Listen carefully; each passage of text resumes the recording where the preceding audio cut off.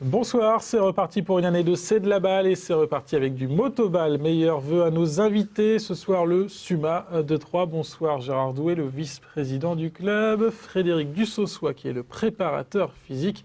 Et puis Gérard Nalot, dirigeant et speaker également du SUMA de Troyes. Bonsoir aussi à Seb Dallet. Bonsoir. Bonsoir. Seb qui va s'essayer au tir ce soir dans la séquence de Seb. Alors quoi de neuf du côté du SUMA, Gérard, le gros événement là pour Gérard qui est très sérieux ce soir, on voit, attention. Le gros événement, eh bien, déjà au nom du bureau et puis des joueurs, nous souhaitons une bonne année à tous nos supporters et nos sponsors. Ils sont peut-être au chaud en ce moment, mais nous les attendons pour cet été, qui viennent au stade de Gaston-Arbois. Et là, vous êtes en plein préparatif pour un gros rendez-vous. Ce sera samedi du côté du stade de Gaston-Arbois. La galette des rois, non, Non, justement, samedi, il y a porte ouverte. Samedi, le SUMA organise porte ouverte. C'est ouvert à tout le monde. Les parents qui ont des jeunes peuvent venir pour voir ce que c'est qu'une moto et un ballon. Ça consiste en quoi? C'est vraiment pour recruter de nouveaux joueurs ou alors pour tout simplement faire découvrir une discipline qui est pas trop connue encore sur Troyes, Déjà, malgré tous les titres. Sur 3, Malgré tous les titres, en tout cas pour les jeunes. Déjà, c'est pour recruter des jeunes et en plus, oui, pour faire découvrir ce que c'est que le sport foot et motoball en même temps. Moto. Donc, on va quand même parler de l'équipe première. On reste confiant pour le début de saison qui approche à grands pas là? Oui, on reste confiant parce que on reprépare tout. Là, les mécanos font de la mécanique, préparent les motos, ainsi que les joueurs, et ça bosse en ce moment. Donc les mécanos, c'est côté garage et côté équipe. Est-ce qu'il y a du nouveau? Pour l'instant, il n'y a encore pas de nouveau. Justement, on attend les portes ouvertes pour voir qui va se présenter. Le mercato n'a rien donné encore. Non, pas encore. On peut faire justement un point sur les arrivées. Donc aucune arrivée pour le moment au SUMA. Si, mais on ne peut pas dévoiler encore de nom. Oh là là là. Ça, alors, ça, Même c'est ici, le pire, là, on ça. est en petit Si, comité. Il n'y a quand même rien d'officiel, il n'y a que des on-dit, alors il ne faut pas... trop Allez, dire juste quand un même. on-dit, un nom, Moi, j'ai un ouï joueur dire qui vient que d'où? Zinedine, non. Peut-être un gardien, Sébastien Gallet. Sébastien Dallet en gardien de but. Un nom quand même, peut-être, Gérard. Ce sera notre cadeau de Noël. Pour l'instant. Non, il n'y a rien. Non, il n'y a Non, rien. bon. On attend les portes ouvertes. Et côté départ, est-ce que les départs à la retraite sont effectivement confirmés? On a parlé de Sébastien Beuve, Laurent Lenoir, etc. Pour Beuve, peut-être confirmé, mais pour Laurent Lenoir, comme il nous l'a dit une fois, il est prêt à remettre les bottes pour nous donner des coups de main, surtout à Troyes, quoi. Bon, Peut-être pas en déplacement, mais à Troyes, on verra ça dès le début de saison. En tout cas, les joueurs sont en pleine préparation physique en ce moment et ça se passe avec Frédéric, c'est ça? Oui, bon, on n'a pas encore attaqué. En fait, on va attaquer fin janvier. C'est peinard, quoi, en fait, motoballeur, hein. Non, il faut savoir qu'on ne peut pas jouer l'hiver avec les motos. Ah oui, mais enfin bon, de là à commencer fin janvier, quoi. Non, puisque le début du championnat il est fin mars, Je donc plaisante. on est dans les temps. On fera une préparation physique environ de 5 semaines. Et après, nous, on a 3 semaines, un mois pour s'habituer aux motos. Et après, on attaque le championnat. Les préparateurs physiques, pour un club de motoball comme le SUMA, ça consiste en quoi concrètement? Ça consiste, en fait, comme toute préparation physique, je pense qu'on recherche à préparer les joueurs de façon à ce qu'ils évitent les blessures toute l'année. Donc, on fait du stretching, on fait du footing, on fait de la musculation. Voilà, quoi, on a plaisir à se retrouver. Il ne faut pas oublier ça non plus. Est-ce on est quand même un sport vraiment amateur. Donc, il faut aussi qu'on ait un certain plaisir à se retrouver. Et c'est vous qui établissez le programme complet là, de la reprise, au niveau du foncier notamment? Voilà, du foncier jusqu'aux reprises moto, que c'est que Philippe Lenoir reprend la main. D'accord, donc vous avez... Je pense que ça fait combien de temps que tu fais ça Je suis aussi? arrivé en 2000. Ouais, donc il y a une bonne expérience déjà de ce côté-là. Donc je pense qu'il doit savoir.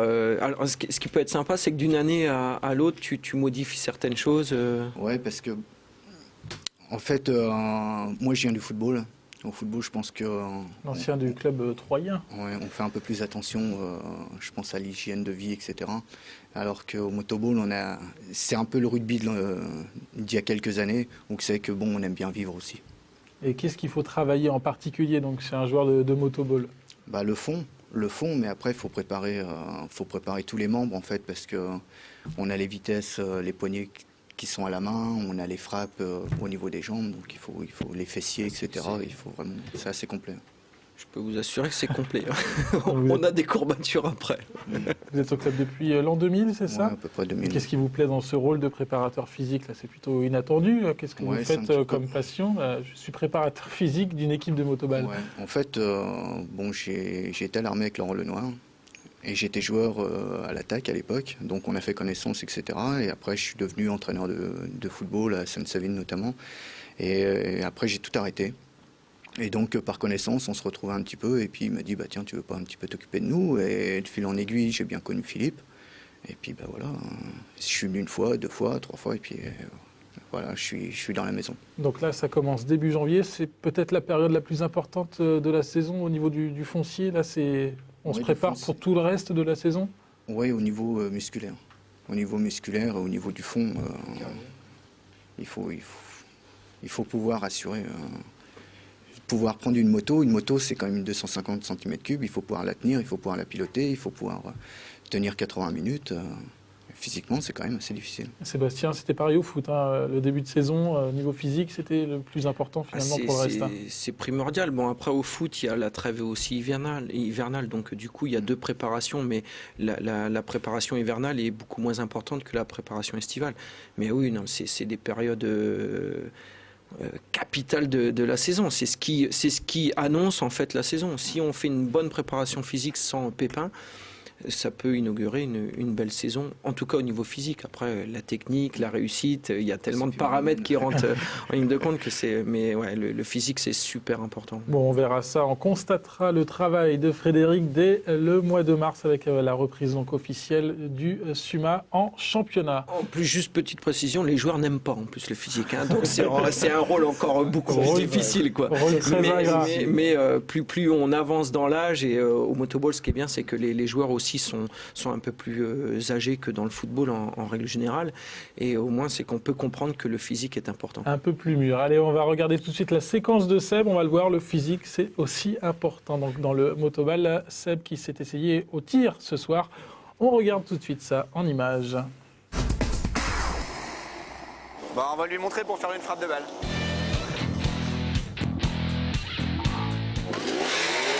Bon, on va lui déposer un ballon environ au point de pénalty, un petit peu plus haut que le point de pénalty.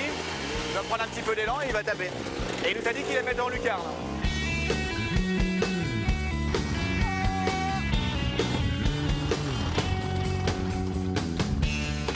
Elle était en lucarne, hein, mais il a anticipé. En fait, vu que quand tu as tiré, tu es rentré dans la zone.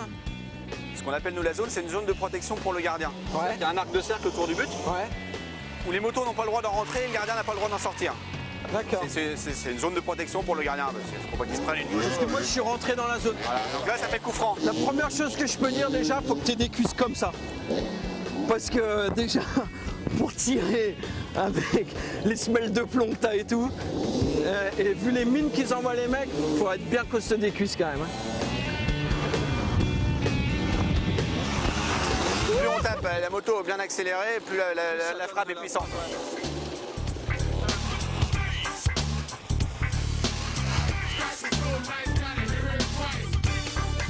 On y arrive, plat du pied? Ah oui, plat du pied, extérieur du pied, des Parce que extérieur, à la limite, quand ça a l'air plus facile, mais plat du pied, c'est... Plat du pied, en général, c'est quand on arrive des fois de face, on ouvre le pied et en même temps on écarte un peu la moto. Ça laisse de l'angle pour tirer.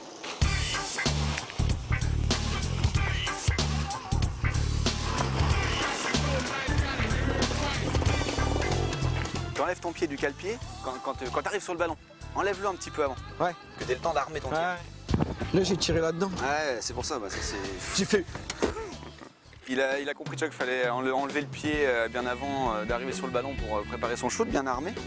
Bon, maintenant, il n'est pas précis, évidemment. Ça fait 3 fois qu'il tape dans le ballon, donc c'est compréhensible.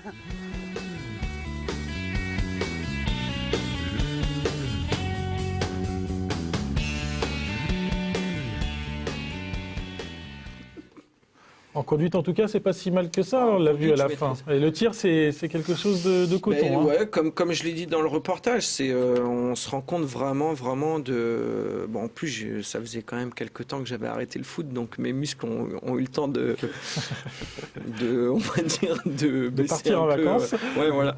Donc non, mais c'est vrai que c'est chaud. Mais après, il y a, comme tous les sports, il y a une technique aussi, certainement, bien précise. Mais c'est pas évident, évident. Vu l'attirail qu'il y a au plus au pied, comme je le dis, avec les semelles de plomb et tout, c'est...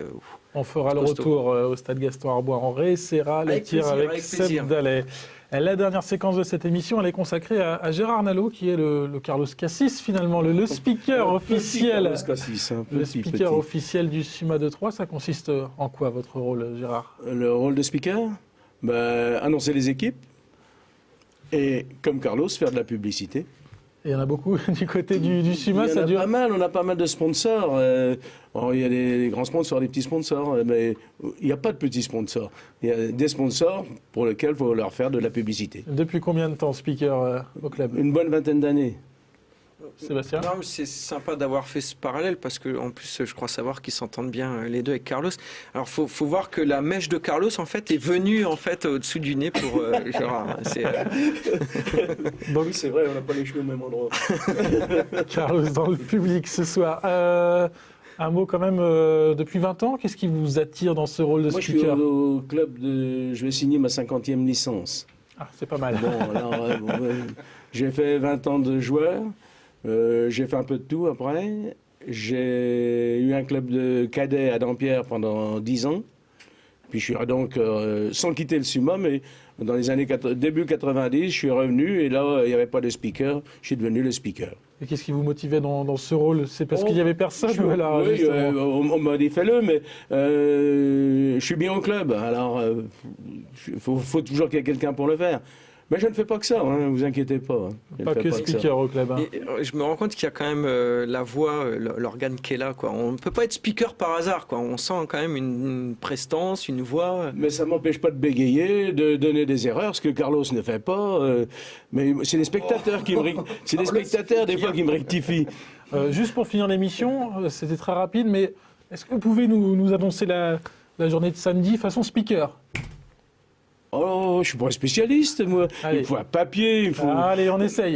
Journée porte ouverte samedi. Alors, les nouveaux... Oh non, c'est pas facile, à votre truc. Bon, c'est le pas plus facile. simple, c'est de retrouver Gérard.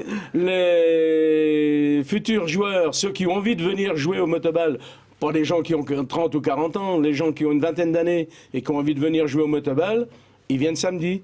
Et les futurs cadets aussi. Bon, voilà. Mission accomplie pour Gérard. Merci beaucoup, messieurs, d'avoir participé à ce premier C'est de la balle de l'année. On se retrouve le mois prochain avec le SUMA. Merci Seb. La semaine prochaine, c'est football avec le club de Bar-sur-Seine comme invité. Belle soirée sur Canal 32. À très vite.